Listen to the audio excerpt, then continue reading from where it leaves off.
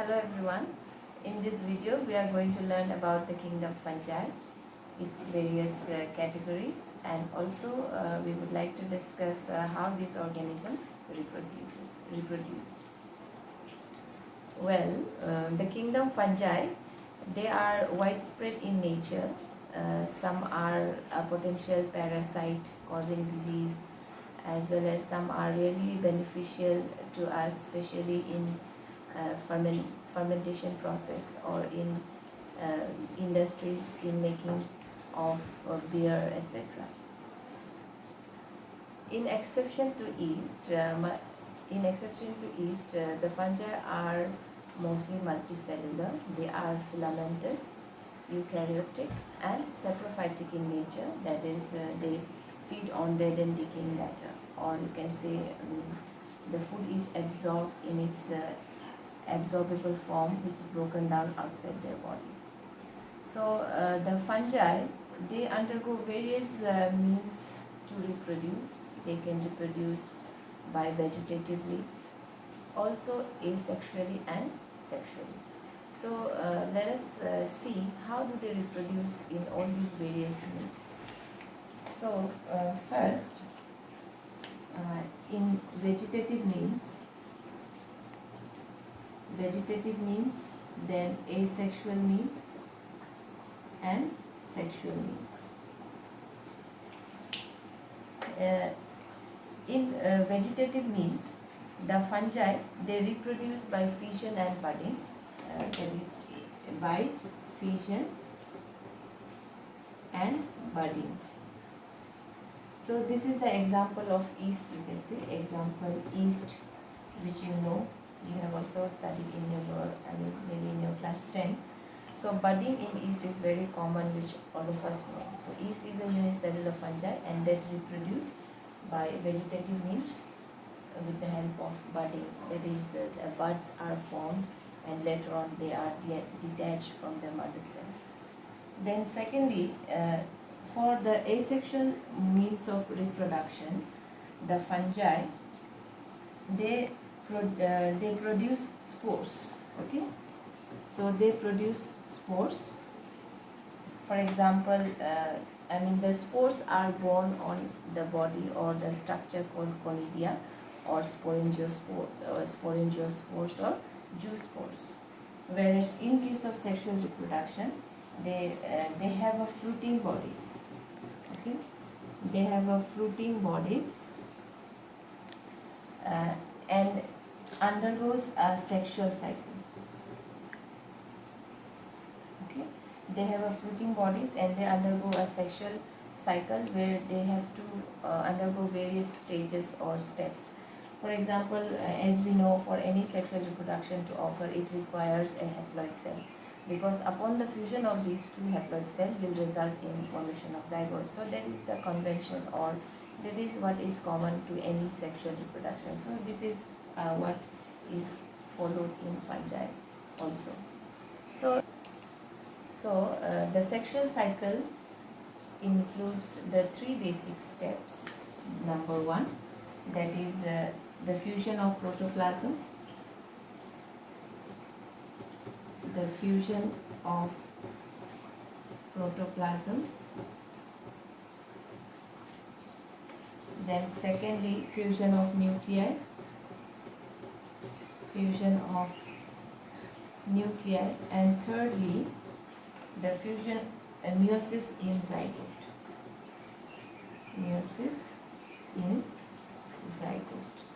Okay, so these are the three steps in a sexual cycle to reproduce sexually. So first, fusion of the protoplasm between two different cells, which are haploid, of course. Then after the protoplasm fusion, there will be the fusion in the nuclei and meiosis in zygote. So meiosis in zygote, here you need to understand zygote. So zygote is the result of fusion of two cells with a haploid nuclei. Here, after the zygote is formed, then zygote further will undergo meiosis, cell division. Here what is there in your book, meiosis in zygote resulting in haploid spore. So finally, this zygote, after undergoing meiosis, it will result in the formation of haploid spores. So this zygote zygote will result in haploid spores. Haploid spores, right? So by these spores further it will regenerate. So you can say finally here the sexual reproduction also finally it will undergo asexual means. Like in case of asexual means, spore formation is there by the structure called conidia or sporangiospore or the zoospore. But in case of sexual reproduction, they have a fruiting body or which are called oospores or the ascospores, basidiospores, right? So these are the groups or these are the means by which they undergo various sexual cycle. Sexual cycle here probably is the means by which they produce the haploid cells, and upon the fusion of which it will result in zygote formation, which further will undergo a meiosis cell division and results in the formation of a haploid spores, right? Here, let me read it. When a fungus reproduces sexually, two haploid hyphae of compatible mating types come together and fuse. In some fungi, the fusion of two haploid cells immediately results in diploid cell. However, in other fungi, Ascomycetes and Basidiomycetes, an intervening dikaryotic stage occurs. Such a condition is called dikaryon and phase is called dikaryophase of fungus. Here, so what does it mean? For the sexual reproduction to occur, so two compatible mating type of haploid hyphae. Hyphae is the vegetative part of the fungus. So two genetically dissimilar, you can say, but they are compatible for the fusion to occur. So both of them will come together and they will result in the diploid cell upon its fusion. That is in case of sexual cycle, but however in some groups like the group of Ascomycetes and Basidiomycetes, they have a dikaryotic stage, means n plus n, that is two nuclei per cell, right? So such a condition is dikaryon and the phase is called dikaryophase of fungus, means within the same cell they have a two nuclei and later the parental nuclei fuse and the cells become diploid. So the fungi later it forms a fruiting body that undergoes a reduction division, which leading to the formation of the haploid spores. So finally, how they produce the haploid spores and results in the formation of new organisms, you can say. So morphology of mycelium, mode of spore formation and fruiting bodies form the basis for the division of this kingdom into various classes. So this was about how the fungi reproduces, or in all the three means, that is by vegetative means, asexual means and also sexual means. For your examination point of view, you have to remember these 3 points. For 3 marks it can be asked to write down the various means of reproduction in the kingdom fungi. Then we have to discuss these 3 by taking example. You can write it down. Now secondly, the second part of the lesson, that what we are going to learn is the categories or the subdivision of the kingdom fungi. So kingdom fungi is basically divided into 4 groups. They are number one, the Phycomycetes, then Ascomycetes, then number 3, then Basidiomycetes,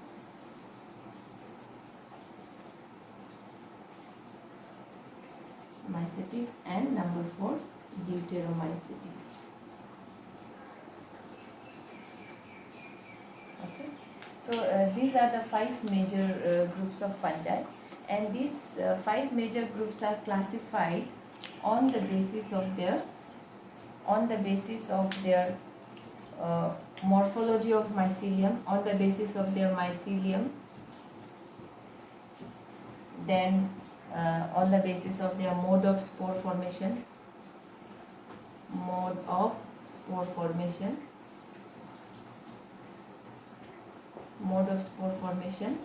and fruiting bodies form the basis, and the fruiting bodies.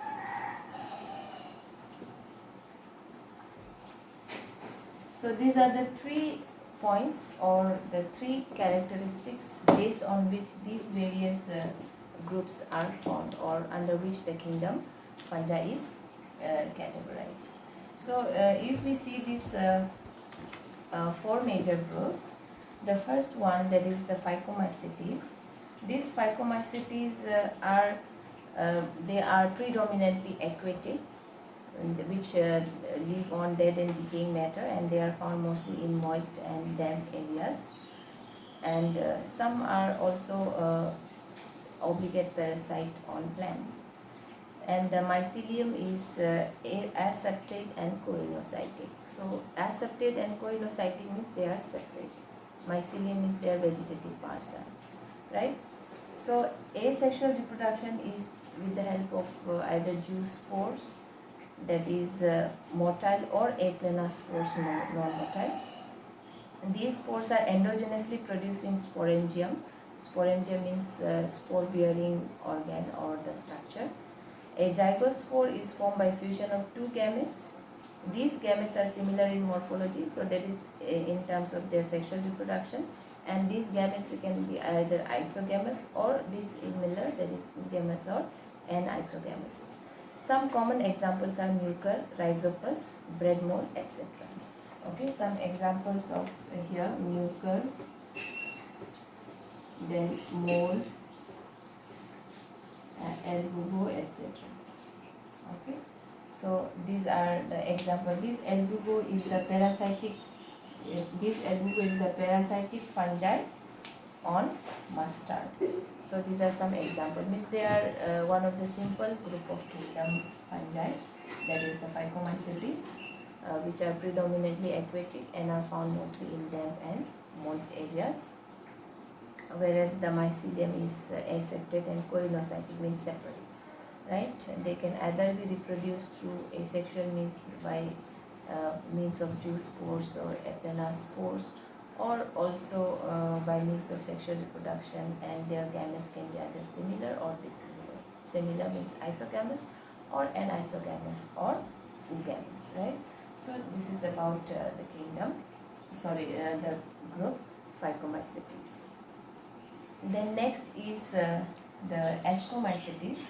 These Ascomycetes are called sac fungi. So by this you can remember, they are called the sac fungi.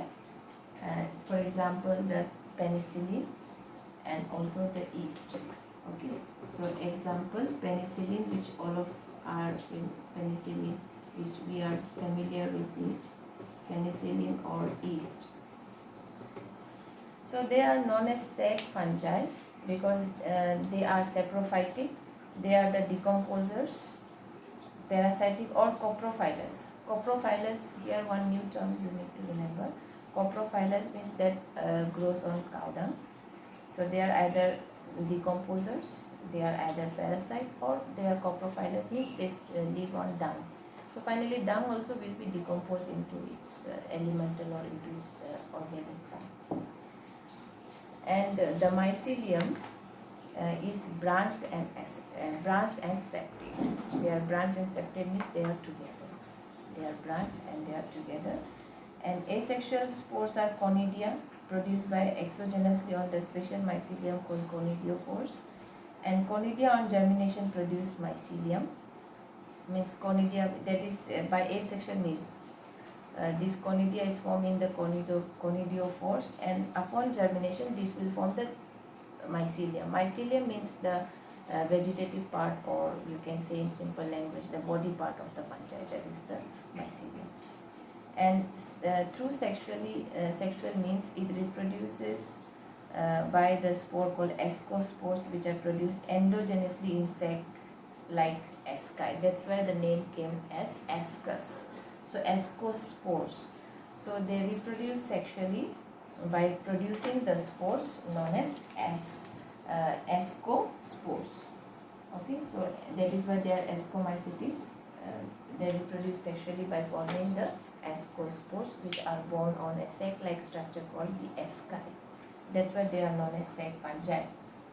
And these asci or the sac are arranged in different types of fruiting bodies called the ascocarps. So Example of these also include the Aspergillus, Claviceps, Neurospora, and these are extensively used in biochemical and genetic work. So these names are very important. We should remember it. Aspergillus, Claviceps, Neurospora. So they are used in biochemical industries to obtain various products and also in various genetic works, right? And some are also used as delicacies, some are edible, also used in truffles or morels. These are some edible items out of the fungi, ascospores. Okay, or you can say Ascomycetes. Then next we have the Basidiomycetes. They are the common mushrooms. Okay, these Basidiomycetes are the common mushrooms. So the Basidiomycetes, we are actually very familiar with this group. They are the mushrooms, which is common to us, which we can see. For some example, I mean, one common edible mushroom is the agaricus, which grows on dead wood, also on straw, and even on dung. And they are called bracket fungi. Like these are sac fungi, they are called as bracket, B-R-A-C-K-E-T, bracket fungi, right? So they are bracket fungi or in puff balls. Puff balls means they have umbrella-like structure, right? So they can grow on soil, in log, also in tree stumps and in living plant bodies as parasites. So some Basidiomycetes are also found in the form of parasites. For example, here the rust and smuts on wheat crop. Okay, the mycelium is branched and septate, same to the Ascomycetes. The asexual spores are generally not found, but vegetative reproduction by fragmentation is common. So asexual, you have to remember here, as I said here, mode of spore formation is also one of the criteria to classify them. So here Basidiomycetes, they generally do not have the means by which they can reproduce through asexually. Like for example here, the asexual spores are generally not found and they reproduce by vegetative means by fragmentation. The sex organs are absent, but plasmogamy is brought about by fusion of two vegetative or somatic cells of different strains or genotypes. Here also, they neither reproduce through asexually and sexually, you can say, by means of vegetative reproduction, that is by their vegetative parts. And secondly, though they do not reproduce sexually, but there is the fusion of protoplasm between two dissimilar body. Dissimilar body means two dissimilar cell or the part which are genetically different, right? So this is how actually it happens in case of sexual reproduction also, where there is the fusion of two dissimilar cells, I mean genetically dissimilar cells. This is what is sexual reproduction. So here also in case of Basidiomycetes, there is a fusion of protoplasm between two genetically dissimilar parts, or the somatic cells, not the sex cells. The resultant structure is dikaryotic. Dikaryotic means upon the fusion of protoplasm there will be two nuclei. Okay, the condition in which the body or the cell contains two nuclei is called dikaryotic phase. So such type of fusion will result into a dikaryotic structure which will ultimately give rise to basidium. Karyogamy and meiosis takes place in basidium producing basidiopores. So karyogamy is the separation of the nuclei and the meiosis. Meiosis means the reduction, cell division. So finally the 4 basidiospores. After every meiotic cell division, 4 cells are daughter cells are obtained. So likewise here also 4 basidiospores will be obtained after meiosis. So these basidiospores are produced in a basidium, and the basidia are arranged in fruiting bodies called basidiocarps. So this is why ascocarps and basidiocarps. So they are almost similar, but difference in them is their fruiting body, structure in their fruiting body. One forms the ascospores in a sac or the asci, whereas here the basidiospores are produced in basidium. So it's easy to remember. So as I said, some common groups of Basidiomycetes includes the agaricus, which is the mushroom, Astilago, Puccinia. Astilago and Puccinia,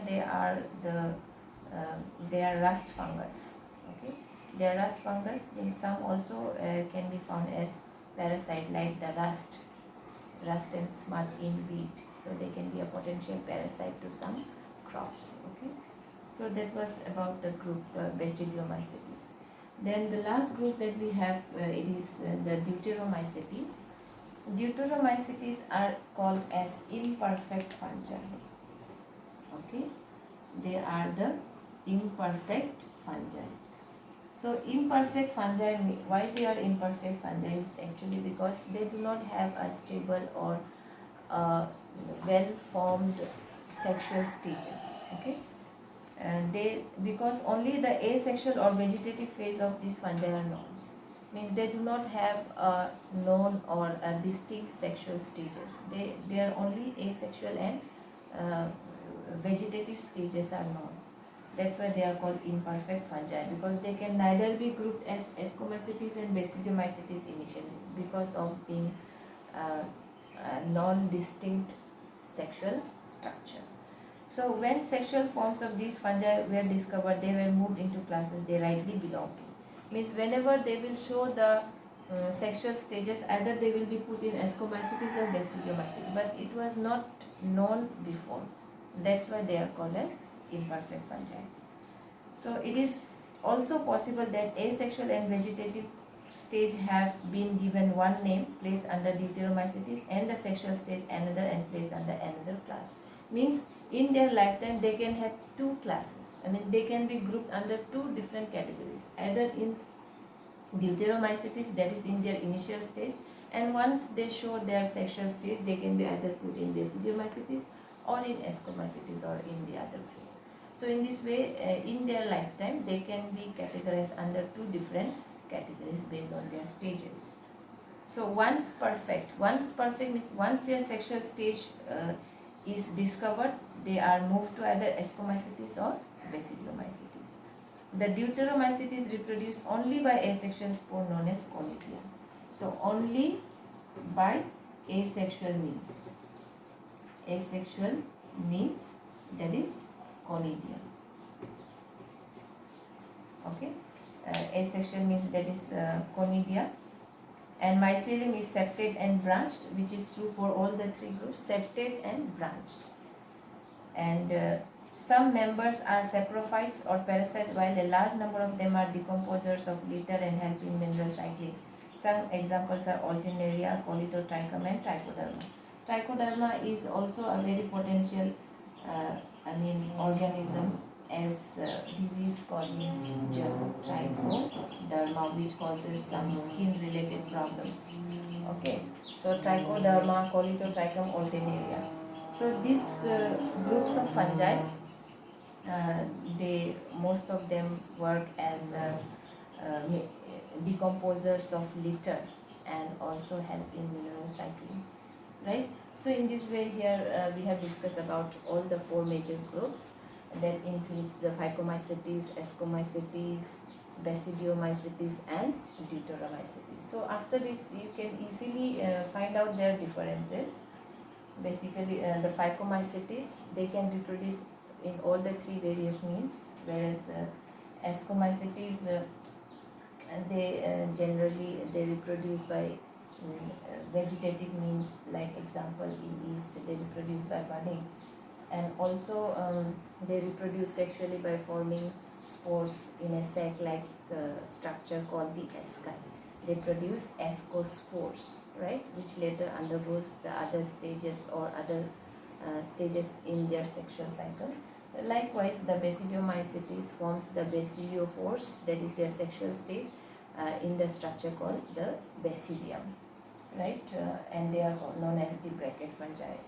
They are mostly the mushrooms like the agaricus. Some of them are edible and which are common to us. They can grow on soil, on wood stumps or even on straw, right? They can be domesticated. Domesticated means they can be grown artificially also for commercial purposes.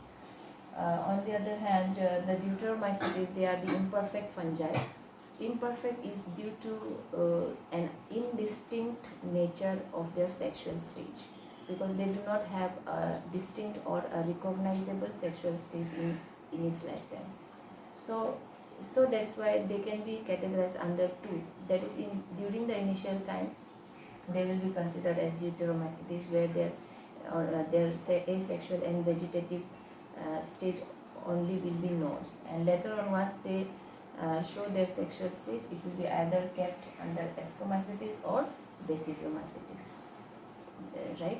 So that's why they are known as imperfect fungi, and most of them, mostly they are the decomposers, or they help in mineral cycling, right? So this was about these four major groups or categories of the kingdom fungi.